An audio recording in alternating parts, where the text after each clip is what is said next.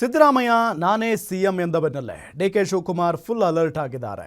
CM ಪಟ್ಟವನ್ನ ಪಡೆಯಲೇಬೇಕೆಂಬ ಹಠಕ್ಕೆ ಬಿದ್ದಿದ್ದಾರೆ. ಹೀಗಾಗಿ ತಮ್ಮದೇ ಆದ ದಾಳಗಳನ್ನು ಉರುಳಿಸುವ ಮುಖೇನ ರಾಜಕೀಯ ಸಂಚಲನಕ್ಕೆ ಕಾರಣರಾಗಿದ್ದಾರೆ. ಹಾಗಾದ್ರೆ ಡಿಕೆ ಶಿವಕುಮಾರ್ ಉರುಳಿಸಿರೋ ಹೊಸ ದಾಳ ಯಾವುದು ಅಂತೀರಾ? ಈ ಸ್ಟೋರಿ ನೋಡಿ.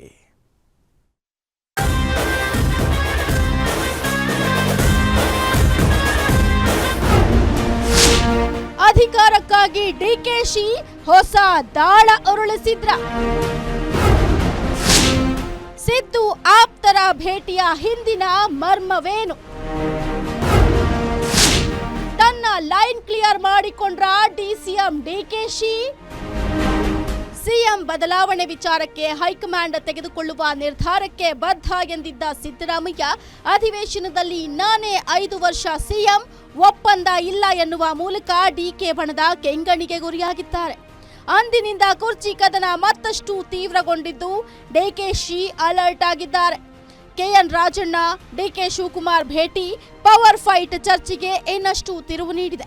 ಸಿಎಂ ಸಿದ್ದರಾಮಯ್ಯ ಆಪ್ತ ಹಾಗೂ ಅಹಿಂದ ನಾಯಕ ಕೆಎನ್ ರಾಜಣ್ಣ ಅವರನ್ನ ಭೇಟಿಯಾಗಿರೋದು ಹಲವು ವ್ಯಾಖ್ಯಾನಗಳಿಗೆ ಎಡೆಮಾಡಿಕೊಟ್ಟಿದೆ.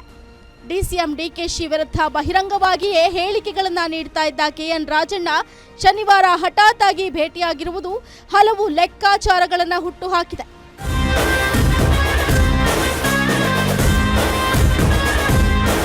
ಆದ್ರೆ ಈ ಭೇಟಿಯ ಬಗ್ಗೆ ಪ್ರತಿಕ್ರಿಯೆ ನೀಡಿರೋ ಡಿಕೆ ಶಿವಕುಮಾರ್, ರಾಜಣ್ಣ ನಮ್ಮ ಶಾಸಕರು, ನಮ್ಮ ಜೊತೆ ಮಂತ್ರಿಯಾಗಿದ್ದವರು, ಸೌಹಾರ್ದಯುತವಾಗಿ ಭೇಟಿ ಮಾಡಿದ್ದೀವಿ.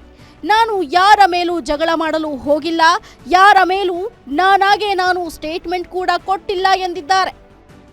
ಎಲ್ಲರೂ ಕೊಲೀಗ್ಸ್, ಒಂದು ಪಾರ್ಟಿ ಅವರು, ನಮ್ಮ ಸರ್ಕಾರದಲ್ಲಿ ಕೆಲಸ ಮಾಡಿರೋರು, ಪಾರ್ಟಿಲಿ ಕೆಲಸ ಮಾಡಿರೋರು, ಏನು ನಮಗೂ ಯಾರಿಗೇನು ನನಗೆ ಯಾರ ಬಗ್ಗೆನೂ ಏನು ಭಿನ್ನಾಭಿಪ್ರಾಯ ಇಲ್ಲ. ನೀವು ಮಾಧ್ಯಮದವರು ಸೃಷ್ಟಿ ಕೆಲವು ಸಂದರ್ಭದಲ್ಲಿ ಕೆಲವು ಹೇಳಿಕೆಗಳು ಕೊಟ್ಟಿರ್ತಾರೆ, ಅದಕ್ಕೆಲ್ಲ ನಾವು ಬೇಜಾರು ಮಾಡ್ಕೋಕ್ಕಾಗ್ತದ? ಅಣ್ಣ ತಮ್ಮದಿರೇ ಜಗಳ ಆಡ್ತಾರಂತೆ, ನಮ್ದು ಯಾವ ಜಗಳ? ನಾನಂತೂ ಯಾರ ಮೇಲೂ ಜಗಳ ಆಡೋಕ್ಕೂ ಹೋಗಿಲ್ಲ. ಯಾವ ವಿಚಾರಕ್ಕೂ ನಾನು ಇವತ್ತವರೆಗೂ ಒಬ್ಬರ ಮೇಲೆ ಒಂದು ಸ್ಟೇಟ್ಮೆಂಟ್ ಮಾಡಿಲ್ಲ. ನನ್ನ ರೆಕಾರ್ಡ್ ನೀವು ತೆಗೆದು ನೋಡಿ. ವಿರೋಧ ಪಾರ್ಟಿಯವ್ರ ಮೇಲೆ ಅವ್ರೇನಾದ್ರು ಸ್ಟೇಟ್ಮೆಂಟ್ ಮಾಡಿದ್ರೆ ಅವ್ರಿಗೆ ಉತ್ತರ ಕೊಟ್ಟಿರ್ತೀನಿ ಹೊರತು ನಾನು ಯಾರ ಮೇಲೂ ನಾನು ಕೊಡೋಕೆ ಹೋಗಲ್ಲ. ಯಾವ್ದಾದ್ರು ಒಬ್ಬರ ಮೇಲೆ ನಾನು ಹೋಗಿರೋದು ಯಾವ್ದಾದ್ರು ಒಂದು ತೋರಿಸಿ.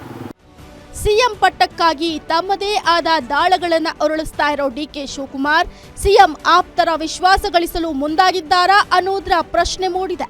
ಈ ಹಿಂದೆ ಸಚಿವ ಸತೀಶ್ ಜಾರಕಿಹೊಳಿ, ಕೆಜೆ ಜಾರ್ಜ್, ಜಮೀರ್ ಅಹಮದ್ ಖಾನ್, ಎಂಬಿ ಪಾಟೀಲ್ ರನ್ನ ರಹಸ್ಯವಾಗಿ ಭೇಟಿಯಾಗಿದ್ರು.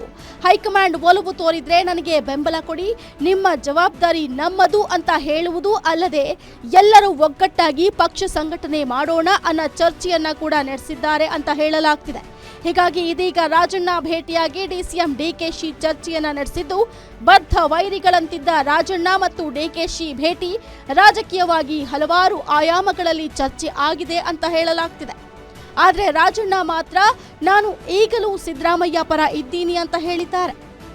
ಈಗ ಬೆಳಗಾಂನಲ್ಲಿ ಎಲ್ಲರೂ ಇವರು ಊಟಕ್ಕೆ ಕರೆದವ್ರೆ, ಅವರು ಊಟಕ್ಕೆ ಕರೆದವ್ರೆ, ಇವರು ಹೋಗಿದ್ದಾರೆ, ಅವರು ಹೋಗಿದ್ದಾರೆ, ಎಲ್ಲರೂ ಹೋಗಿದ್ದಾರೆ. ಅಲ್ಲಿ ಏನು ಪಾಲಿಟಿಕ್ಸ್ ಅಂತದ್ದು ಏನಿರೋದಿಲ್ಲ. It is all courtesy dinner meetings. That's ನೋಡಿ, ಸಿಎಂ ಆದಿ ಸುಗಮ ಯಾರು ಏನು ಮಾಡ್ಕೋಬೇಕು ಅಂತಂದ್ರೂ ಕೂಡ ಅಲ್ಟಿಮೇಟ್ಲಿ ಹೈಕಮಾಂಡ್ ಮ್ಯಾಟರ್ಸ್.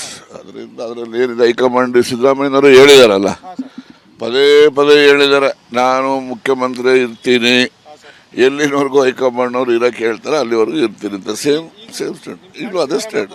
ನಾನು ಇವಾಗಲೂ ಸಿದ್ದರಾಮಯ್ಯನವ್ರ ಪರಾನೇ. ಅವ್ರು ಏನೇ ಪ್ರಯತ್ನ ಮಾಡಿ, ನಾನು ಹೇಳಿದ್ದೀನಲ್ಲ ಏನೆಲ್ಲ ಹಿಂದೆ ಹೇಳಿದ್ದೀನಿ, ಅದೆಲ್ಲ ಸ್ಟೇಟ್ಮೆಂಟ್ಗೂ even today I stand by that. There is no change.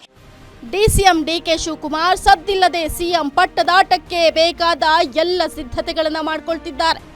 CM ಆಪ್ತರನ್ನ target ಮಾಡಿ ಭೇಟಿಯಾಗಿ ಚರ್ಚೆ ನಡೆಸ್ತಾ ಇರೋದು ಹಲವು ಕುತೂಹಲಕ್ಕೆ ಕಾರಣವಾಗ್ತಿದೆ. ಹೀಗಾಗಿ ಸಿಎಂ ಸಿದ್ದರಾಮಯ್ಯ ಮತ್ತು ಡಿಸಿಎಂ ಡಿಕೆಶಿ ನಡುವಿನ ಫೈಟ್ಗೆ ಹೈಕಮಾಂಡ್ ಯಾವ ರೀತಿ ರಿಯಾಕ್ಟ್ ಮಾಡುತ್ತೆ ಅನ್ನೋದನ್ನ ಕಾದು ನೋಡಬೇಕಿದೆ. Durgesh Nayka, political bureau, guarantee news.